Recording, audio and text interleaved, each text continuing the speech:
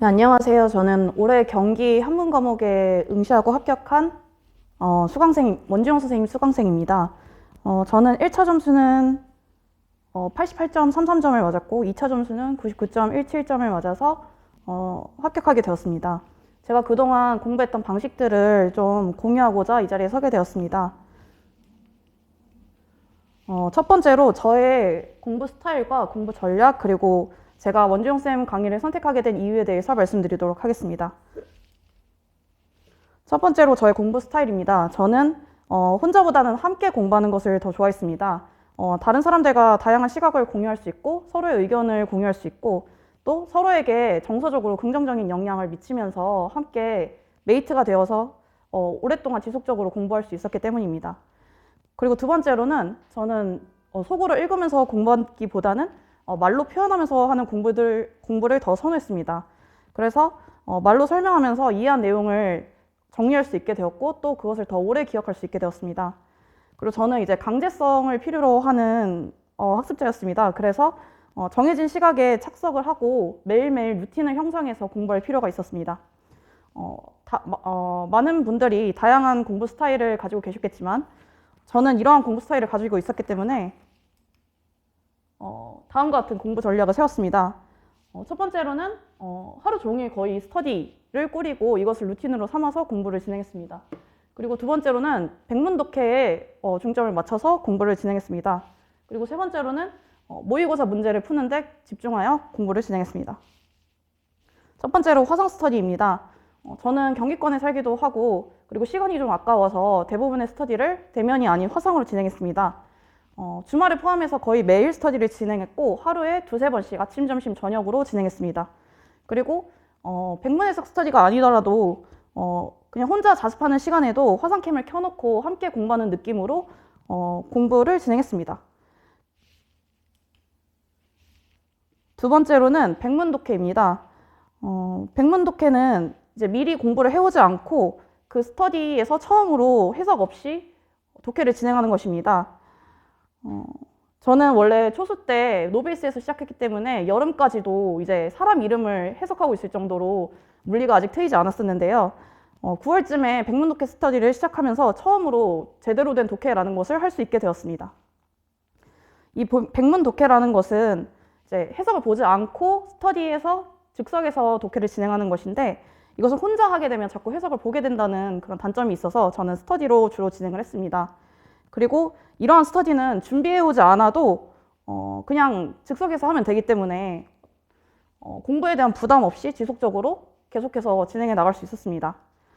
백문독해 스터디의 방법은 다음과 같았습니다. 첫 번째로는 일단 이제 백문이 필요하니까 작품을 뭐 DB에서 긁어오거나 아니면 그 한마음 카페에서 백문을 구하든가 해서 PDF 파일로 변화를 한 다음 저는 이제 태블릿을 통해서 독해를 진행했고 처음으로는 일단 그 해당 작품의 길이를 생각을 해서 적절 길이로 문단을 나누고 그리고 각자 읽는 시간을 가집니다. 그리고 각자 모두 다 읽게 되면은 문단별로 한 명씩 돌아가면서 이제 해당 문단에 대한 독해를 발표를 하고 그리고 다른 사람들은 그에 대해서 다르게 해석한 부분이나 그렇게 해석한 근거와 같은 것들을 피드백을 주어서 스터디원들이 다양한 해석 방법을 서로 공유할 수 있는 그런 시간을 가졌습니다. 네, 세 번째로는 모의고사입니다. 저는 선행 모의고사, 최종 모의고사를 항상 들었습니다. 원주영쌤 모의고사죠.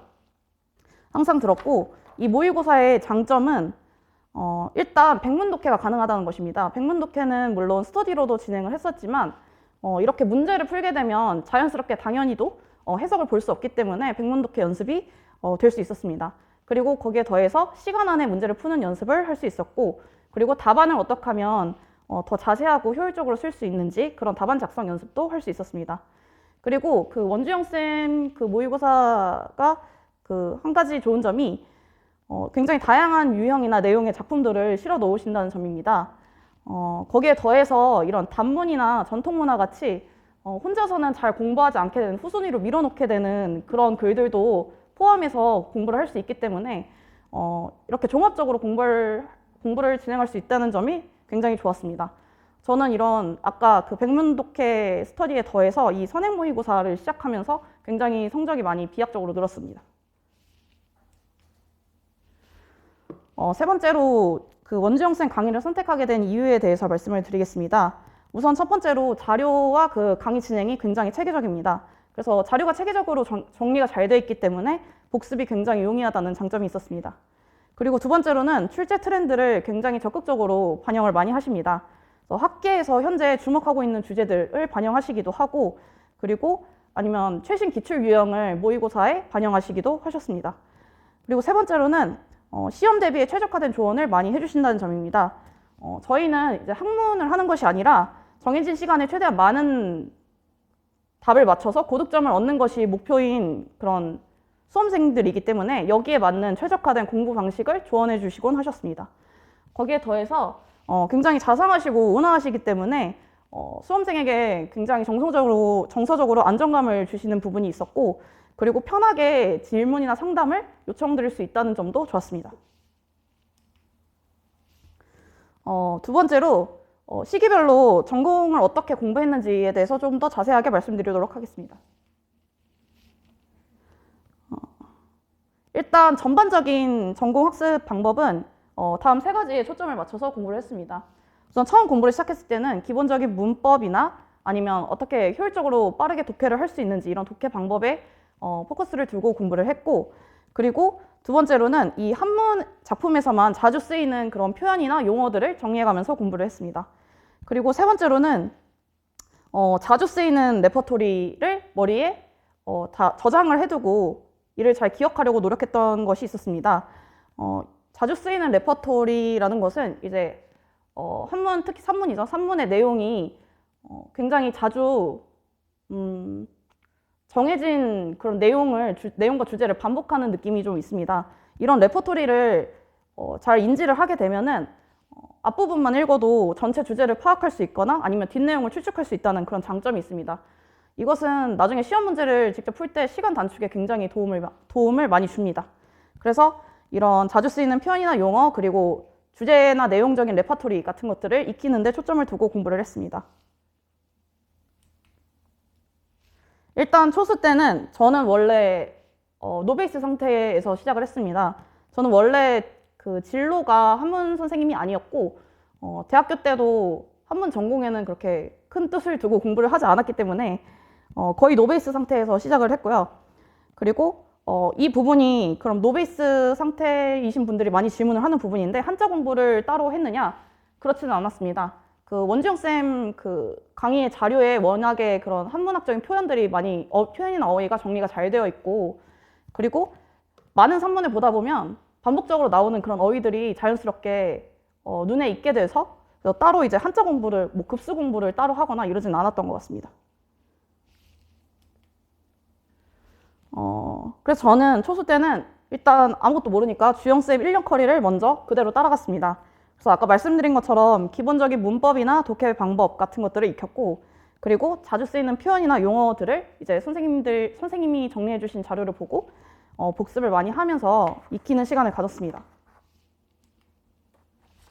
두 번째로는 아직 백문 독해 스터디를 할 이제 능력이 되지 않아서 미리 공부해 오고 진행하는 스터디를 많이 했었습니다. 이 스터디의 교재로는 주영쌤의 기본 교재 3가지를 바탕으로 삼았고, 그리고 이거 외에도 이제 논어맹자 스터디, 그리고 고문진보나 박지원 산문, 이조시대 서사시에 이제 다 보지는 못하고 일부 작품들을 스터디를 통해서 익히는 그런 시간을 가졌습니다.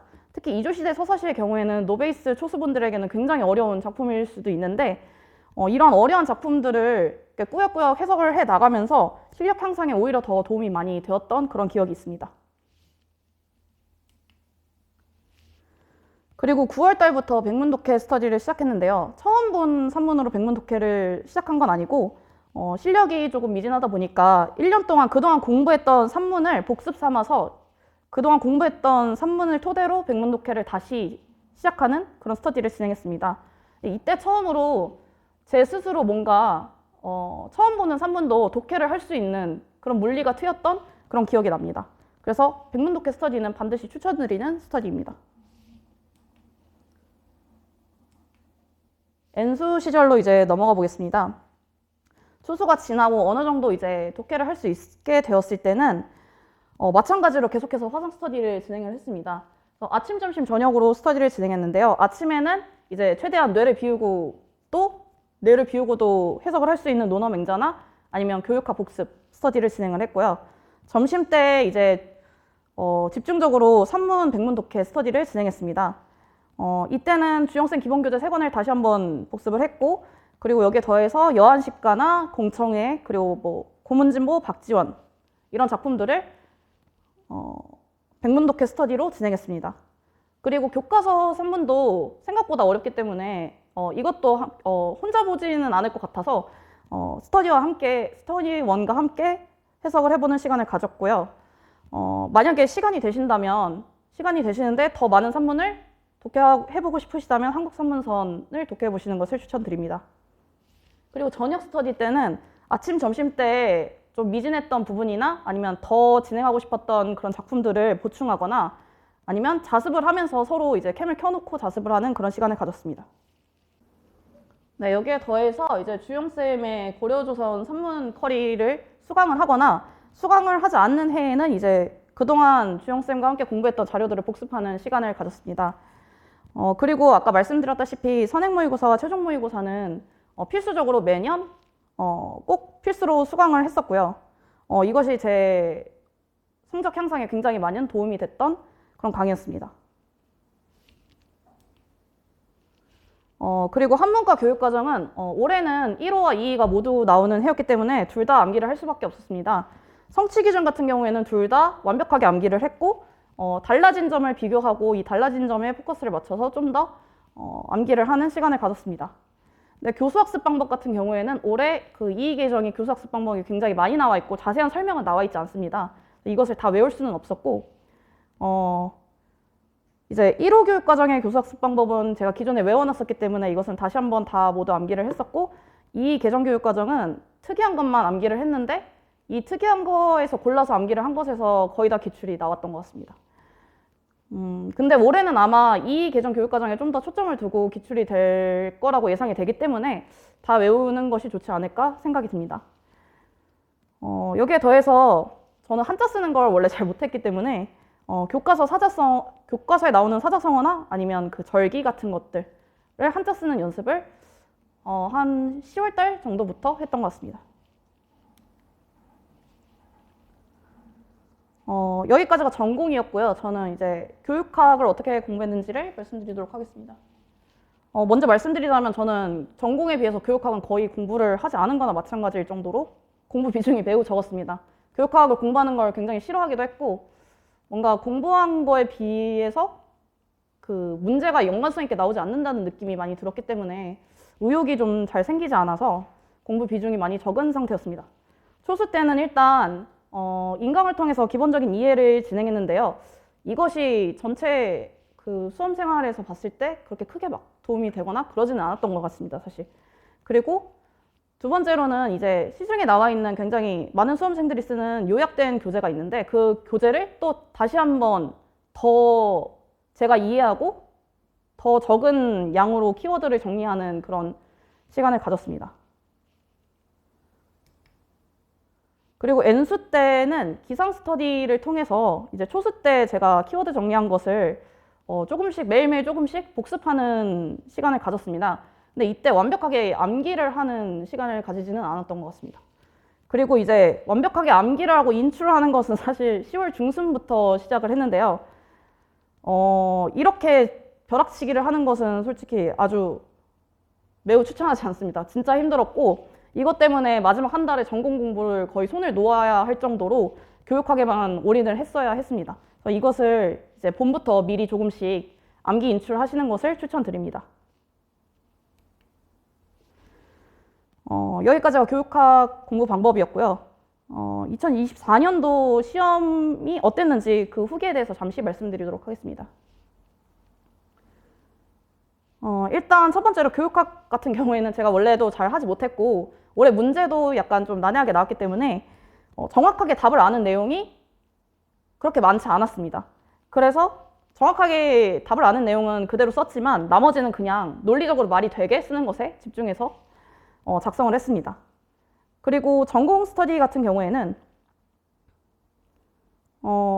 전공 시험 같은 경우에는 제가 풀었을 때 기존 기출이나 아니면 그 원지용생 모의고사보다 훨씬 난이도가 쉽다고 느꼈습니다. 그래서 이게 하나라도 틀리면 굉장히 합격률이 낮아질 거라는 생각이 들어서 쉬운 문제도 굉장히 정성 들여가면서 꼼꼼하게 생각하고 작성하게 되었고, 그래서 난이도에 비해서 시간을 꽉 채워서 답안을 작성하게 되었던 것 같습니다. 그리고 이거는 원지영쌤도 강조하시는 부분인데, 최대한 많은 범위를 자세하게 작성을 해서 그 득점의 확률을 높이는 것에 집중했습니다.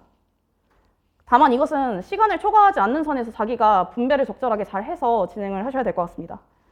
그리고 저는 제가 가채점을 했을 때 앞부분에서 기본적인 문제에서 많이 관점이 된 것으로 추측이 되는데요. 근데 이것은 사실 제가 원래도 한자 쓰기나 뭐 아니면 교과서의 기본적인 내용 이런 것을 많이 틀리는 경향이 있었기 때문에 예상을 했던 내용이었고, 여러분들께서는 이제 이것들을 미리 꼼꼼하게 공부하시는 것을 추천드립니다. 다음으로 2차 시험 학습 방법을 간단하게만 알려드리겠습니다. 일단 합격 발표가 나기 전에 12월에는 심층 면접 스터디랑 수업 실현 나눔 스터디를 진행을 했습니다. 심층 면접 스터디는 이제 같은 경기 지역에 접수를 하고, 근데 이제 교과는 다른 사람들 4명이서 모여서 진행을 했고, 주 2회 진행을 했고, 한 번 할 때마다 한 번씩만 모의 면접을 돌리고 피드백을 주는 그런 스터디를 진행했습니다. 두 번째로 수업 실현과 나눔 스터디는 같은 경기에 지원을 하고 같은 한문교과에 지원을 한 사람들 3명이서 이제 대면으로 진행을 했습니다. 이것도 역시 주 2회 진행을 하고 한 번 할 때마다 이제 한 번씩만 돌아가면서 연습하는 그런 시간을 가졌습니다. 그리고 이때는 사실 인풋을 많이 하는 것을 추천을 받으실 텐데 저는 사실 이때 공부에 집중이 잘 되지 않아서 개인 공부는 거의 안 했던 것으로 기억이 나고, 네, 당연히 하게도 미리 하는 것을 추천드립니다. 이때 할 수 있는 개인 공부는 이제 사이다도 있고, 아니면 이때는 아마 새로운 시책은 아직 나오지 않은 시기일 것 같은데요. 그 작년 시책도 그렇게 크게 다르지 않기 때문에 작년 시책을 미리 봐두는 것도 추천을 드립니다. 그리고 행복한 교육 같은 그런 교육 경향 트렌드를 정리해 놓은 것들을 분석하시고 이를 이제 인풋으로 머리에 집어넣어 두시는 것을 추천드립니다. 합격 발표가 나고 나서 1월 달에는 스터디를 동일하게 진행했는데요. 이제 스터디 1은 합격 여부에 따라서 많이 바뀌게 되었습니다. 심층 면접 스터디는 같은 경기에 다른 교과 분들과 3명이서 진행을 했고, 저는 개인적으로 4명, 3명 다 해봤는데 3명이 가장 적당한 것 같습니다. 시간 낭비가 좀 덜 되는 느낌이 있었고, 이것도 주 2회 진행을 했고, 똑같이 한 번 할 때마다 한 번 모의 면접을 돌렸습니다. 그리고 두 번째로 수업 실현과 나눔 스터디는 같은 경기에 한문교과 선생님들과 3명이서 진행을 했는데, 이것도 주 2회, 그리고 때에 따라서는 주 3회까지도 진행을 했던 것 같고요. 이건 한 번 할 때마다 2번씩 돌리는 연습을 했습니다. 최대한 한 번 만날 때마다, 대면 스터디이기 때문에 한 번 만날 때마다 연습량을 많이 늘려야겠다고 생각을 해서 한 번 만날 때마다 2번 이상씩 그런 실현과 나눔을 돌렸던 기억이 납니다.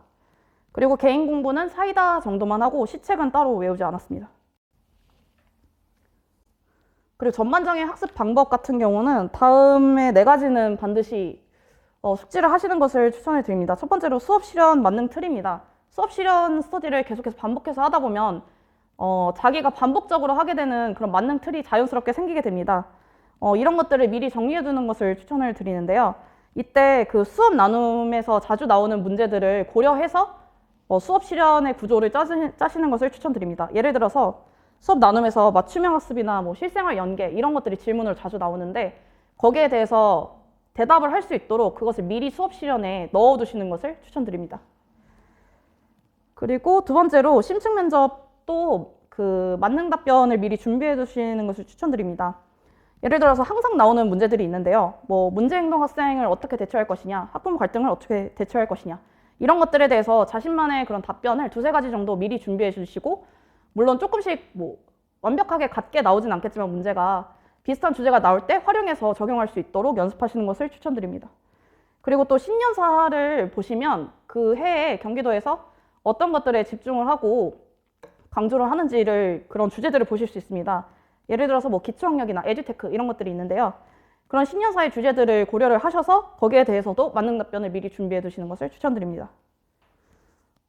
제 생각에는 시책을 완벽하게 달달 외우는 것보다는 이런 만능 답변을 잘 준비를 하시고 이걸 활용하는 연습을 하시는 것이 더 실제 시험에 도움이 되지 않을까 싶습니다. 그리고 올해 기출도 이렇게 나왔는데 교과와 담임교사 측면을 모두 대비해 두시는 것을 추천드립니다. 올해 기출 문제에서도 그 교과와 담임 측면에서의 답변을 모두 대답하라는 그런 문제들이 굉장히 많이 나왔습니다. 이거는 미리 답변을 준비해 두지 않으면 답변 시간이 모자랄 경우가 있습니다. 그래서 미리 답변을 준비해 두고 암기했던 대로 그대로 줄줄줄 뱉으시는 것을 추천해 드립니다. 그리고 네 번째로 이게 가장 중요한데 제한 시간에 반드시 연수를 하셔야 됩니다. 시간을 넘기게 되면 감점이 굉장히 크기 때문에 차라리 답변이 좀 미진하더라도 제한 시간 안에 논리적으로 말이 되는 답변을 답변을 할 수 있도록 연습하시는 것을 추천드립니다. 수업 실현 만능 틀 같은 경우에는 제가 이번에 수업 실현 그 시험을 봤을 때 스터디 때는 한 번도 이제 그 구상할 때 시간이 모자란 적이 없었는데 시험 때 처음으로 구상 시간이 모자라서 뒤에 부분을 구상을 못하고 이제 수업 실현에 들어갔었습니다. 근데 제가 이미 만능 틀을 많이 만들어두고 그것을 스터디 때 계속 반복적으로 내뱉었었기 때문에 이게 앵무새처럼 그냥 자동으로 뒷부분이 나오더라고요. 그래서 이런 식으로 만능 틀이나 만능 답변을 활용하시는 것을 추천드립니다. 마지막으로 기타 다른 부분에 대해서 설명을 드릴 건데요. 첫 번째로는 마인드 부분입니다. 이건 저도 이제 잘 관리를 못하는 부분이기도 했는데 제 생각에는 공부를 열심히 해야지, 많이 해야지 이런 다짐과 이런 다짐을 하는 것은 저한테는 그렇게 지속성이 있지는 않았던 것 같습니다. 그러니까 뭐 공부를 열심히 해야지 하는 것도 하루 이틀 뿐이고 다시 이제 금방 마음이 식고 그렇게 금방 마음이 식고 공부를 하지 않게 되면 그런 나의 모습에 또 실망을 하게 돼서 공부 의욕이 더 떨어지는 그런 사태가 발생을 하기도 합니다. 그래서 이렇게 막 공부를 열심히 해야지, 많이 해야지 이런 다짐보다는 그냥 아무 생각 없이 기계적으로 습관적으로 공부하시는 것을 추천을 드립니다. 그래서 저는 이제 스터디를 아침, 점심, 저녁으로 깔아두고 공부 루틴을 잡으려고 노력을 했습니다. 그래서 오늘 공부 진짜 열심히 해야겠다 이런 생각 없이 그냥 정해진 시간에 자리에 앉아서 화상캠 켜고 공부를 할 수 있도록 그래서 기계적으로 이제 매일매일 공부를 지속할 수 있도록 그런 습관을 잡으시는 것을 추천을 드립니다. 그리고 이제 두 번째로 건강인데요. 이건 수험생들한테 아무리 강조해도 지나치지가 않죠. 그래서 아프거나 체력이 떨어지지 않게 평소에 건강을 관리해 두시는 것이 굉장히 중요합니다. 그래서 저는 홈트를 저도 이제 많이 하진 않았는데 1년 정도 했었던 것 같습니다. 그래서 기초 체력이나 아니면 자세 교정 위주의 운동을 진행을 했고 스트레칭은 자주자주 하려고 노력을 했던 것 같습니다. 그래서 스트레칭까지 해서 한 번 운동할 때 총 1시간이 넘지 않도록 루틴을 짰고 주에 적어도 2회 많게는 3회까지는 반복해서 할 수 있도록 그렇게 1년 동안 루틴을 잡았던 것 같습니다. 그리고 영양제 비타민 B랑 C 꼭 챙겨주시는 거 추천을 드리겠습니다. 네, 제 발표는 여기까지고요. 모든 수험생분들 굉장히 고생이 많으시고 심적으로 많이 불안하실 텐데 올해 좋은 결과 있으시기를 바라겠습니다. 감사합니다.